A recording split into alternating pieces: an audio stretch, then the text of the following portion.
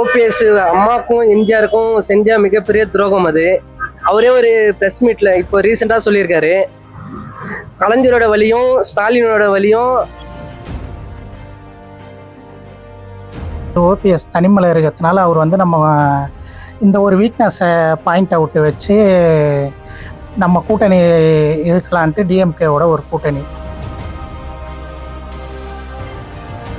அவர் வர்றதுனால அந்த திமுகவுக்கும் முன்னேற்றம் இல்லை, அவருக்கும் முன்னேற்றம் இல்லை.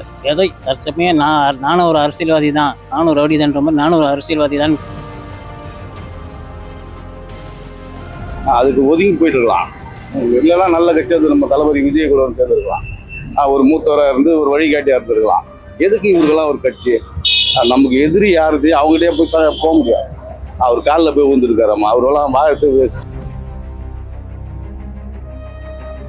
வேற வழி எந்த கட்சியில போனாலும் நம்ம சேர்க்க மாட்டாங்கன்னு சொல்லிட்டு இந்த கட்சி மூலியமா நம்ம சம்பாதிக்கலாம் அப்படின்னு ஒரு இப்பதான் அவருக்கு அந்த ஒரு யோசனை வந்திருக்கு. இது திமுகவோட சதி. ஓட்டு வேற பிரியறதுக்கான வாய்ப்புகள் வேற இருக்கு. அந்த 2026 இருக்கிற தேர்தல் ஒரு வித்தியாசமான தேர்தல். ஒரு 4 முனை போட்டி மாதிரி வேற இருக்கா? இப்போ திராவிட முன்னேற்ற கழகம் தான் பலமாக இருக்குது. ஆமாம், அவங்க வேற ஸ்கீம்ஸு, மக்கள் நலத்திட்டங்கள் இதெல்லாம் போட்டுகிட்டே இருக்காங்க. பார்க்கலாம், இந்த வாட்டி எல்லாருக்கும் விஜய் வந்து யோசிச்சு போடணும். மக்கள் வந்து ஏன்னா டிஎம்கே வந்து நிறைய லாஸ்ட் 5 இயர்ஸாக வந்து சொன்னது ஒன்று, ஆனால் எதுவுமே அந்த அளவுக்கு போய் சேரலை. மக்கள் கடைசி நேரத்தில் அந்த காசுக்கு தானே ஆசைப்படுறாங்க. அதனால அதுக்கு அடிமையாயிட்டாங்கன்னா. ஓபிஎஸ் வந்து இப்ப திமுக கூட வந்து கூட்டணி வச்சுட்டாரு. அத பத்தி உங்க கருத்து என்னவா இருக்கு? அவர் அரசியல எவ்வளவு முயற்சி பண்ணி பார்த்தாரு, முண்டியடிச்சு பார்த்தாரு. கடைசி நேரத்துல எதுவுமே செல்லாகல. தனக்கு கிடைக்கிற இடம் இது ஒரு இடம்னா அது திமுக தான். ஏன்னா மாற்று கட்சியை வந்து வரவேற்கிறதுக்கு திமுக கட்சியை வரவேற்பாங்க. அதனால அவர் அங்க போயிருக்காரு. வேற வழி இல்லாம தான் போயிருக்காரு. அவர் வர்றதுனால அந்த திமுகவுக்கும் முன்னேற்றம் இல்லை, அவருக்கும் முன்னேற்றம் இல்லை. ஏதோ தற்சமயம் நானும் ஒரு அரசியல்வாதி தான், நானும் ரவுடி தான்ற மாதிரி நானும் ஒரு அரசியல்வாதி தான் காட்டிக்கிறதுக்கு தனக்கு ஒரு புகலிடமா அதை தேர்ந்தெடுத்துக்கிட்டார். அது வந்து வேற இடத்துல இடம் கொடுக்கலையான்றதுக்கு தெரியல. அதனாலதான் அவர் அதில் போயிருக்கலாம். ஓபிஎஸ் வந்து திமுகவோட கூட்டணிக்குது. அவருக்கு கட்சி இருக்காமா? முதல்ல ஓபிஎஸ்க்கு எந்த கட்சியில் இருக்காருன்னு தெரியலாமா? அவரு அம்மா சமாதியோட போனாரு, அங்கேயே மணல்களை வாரி விட்டு கூலியில் வண்டி அப்படி பத்துன்னு இருக்கலாமா? அவர் எதுக்கு வெளியே வந்தாரு தெரியல. அவருக்கெல்லாம் ஒரு கட்சி தேவையில்லம்மா.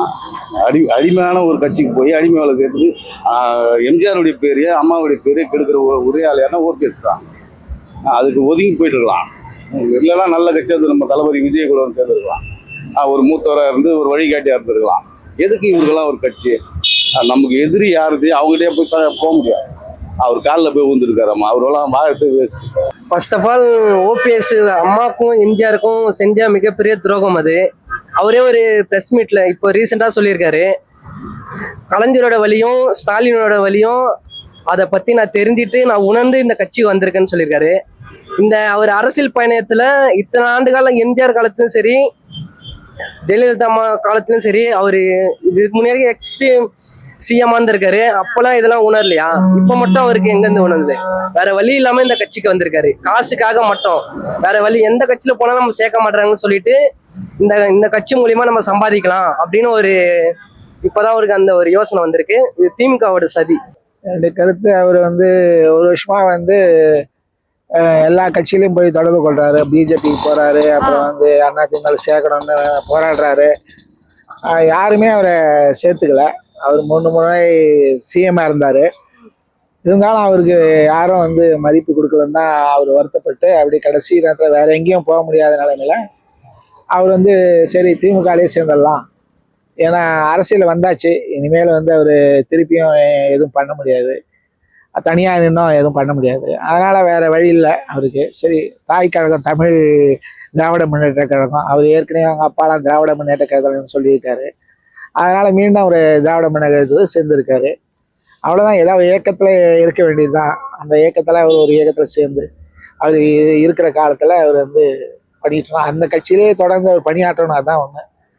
அதுதான் பண்ணணும். ஓபிஎஸ் வந்து அவர் கூட இணைஞ்சது வந்து இப்போ டிஎம்கே வந்து ஒரு நம்ம தனிமையில் இருக்கார் அவர். ஓபிஎஸ் தனிமையில் இருக்கிறதுனால அவர் வந்து நம்ம இந்த ஒரு வீக்னஸை பாயிண்ட் அவுட் வச்சு நம்ம கூட்டணி இழுக்கலான்ட்டு டிஎம்கேவோட ஒரு கூட்டணி. இதே அம்மா இருந்திருந்ததுன்னா கண்டிப்பாக இந்த ஒரு தாட்டே யாருக்குமே வந்திருக்காது.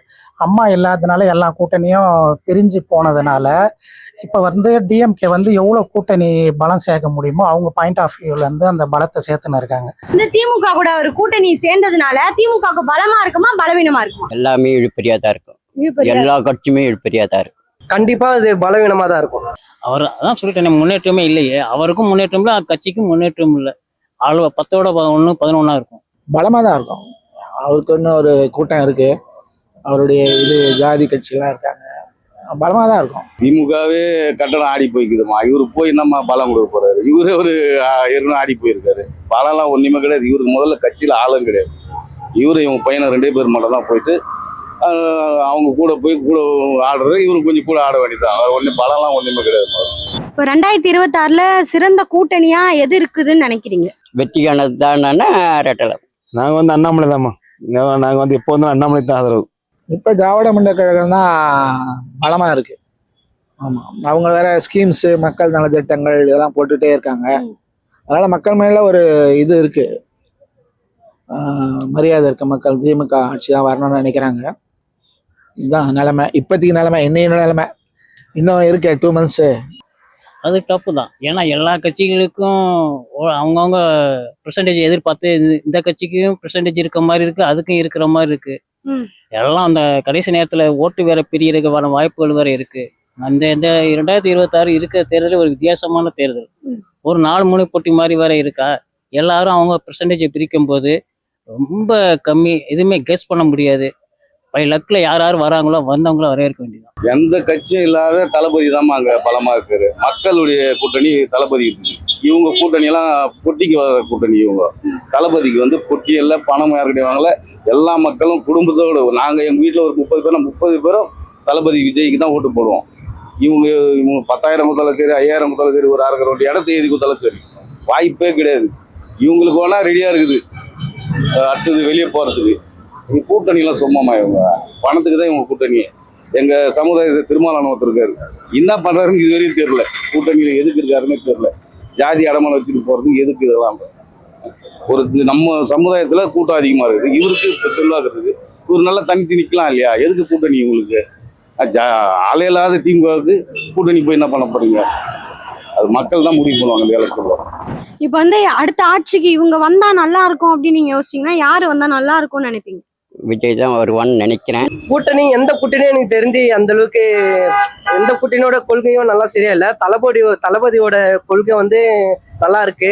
எல்லா உயிருக்கும் எல்லா பிறப்புக்கும் சமம் என்ற வாசகம், கொள்கை நல்லா பிடிச்சிருக்கு எல்லாருக்கும். இது வரைக்கும் நம்ம தமிழ்நாடு அரசியலில் வந்து எல்லாமே ஒரு தடவை ஒரு அரசியல் கட்சி மாறி மாறி வரதை விரும்புவாங்க. ஆனால் சில திட்டங்கள் எல்லாம் கவர் பண்ணுறதை பார்த்தா மக்கள் கடைசி நேரத்தில் அந்த காசுக்கு தானே ஆசைப்படுறாங்க. அதனால அதுக்கு அடிமையாயிட்டாங்கன்னா திமுக வர வாய்ப்பு இருக்கு. இப்போதைக்கு சூழ்நிலையில வந்து திமுக தான் வரா மாதிரி தெரியுது. எல்லாம் பார்க்கும்போது திமுக தான் வரா மாதிரி தெரியுது. மகளிருக்கெல்லாம் நிறைய சலுகைகள் கொடுத்துட்டே இருக்காங்க. அதனால மக்கள் மத்தியில் அது ஒரு இது இருக்கு, திமுக தான் வர மாதிரி இருக்கு. இன்றைய நிலைமையில இன்னும் 2 months இருக்கு. அது கூட்டணி வந்து மோஸ்ட்லி இப்போ வந்து டிஎம்கே கூட்டணி தான் கொஞ்சம் இப்போதைக்கு பலமாக இருக்குது. பட் விஜயம் வந்து நிற்கிறாரு, பார்க்கலாம். இந்த வாட்டி யங்ஸ்டர் எல்லாமே வந்து கொஞ்சம் யோசிச்சு நம்ம இந்த ஓட்டு வந்து விஜய்க்கு போட்டோன்னா நம்ம வந்து கொஞ்சம் மக்கள் மத்தியில் கொஞ்சம் வரவேற்போம். கோயிங் ஃபார்வர்டு வந்து நம்ம இந்த ஒரு பயம் வந்து இருக்கும். நம்ம ஒரே அரசியல்னு இருக்கும் போது நம்ம கிட்ட வரும்போது ஒரு வாக்குறுதி கொடுப்பாங்க, அது வந்து ஃபுல்ஃபில் ஆகாது மக்களுக்கு. அதனால ஒரு ஆப்போசிஷன் பார்ட்டி கண்டிப்பாக என்றைக்குமே இருந்தால் மட்டும்தான் எல்லாருமே மக்கள் ஒரு அறிவிக்கை கொடுக்குறாங்கன்னா அதை முக்கால்வாசி நம்ம வந்து கான்ட்ரிபியூட் வந்து அவங்களுக்கு போய் சேரும். பார்க்கலாம். இந்த வாட்டி எல்லாருக்கும் விஜய் வந்து யோசிச்சு போடணும் மக்கள் வந்து. ஏன்னா டிஎம்கே வந்து நிறைய லாஸ்ட் 5 years வந்து சொன்னது ஒன்று, ஆனால் எதுவுமே அந்த அளவுக்கு போய் சேரலை. பார்க்கலாம் இந்த வாட்டி எப்படி இருக்குன்ட்டு நம்மளோட இதுவில்.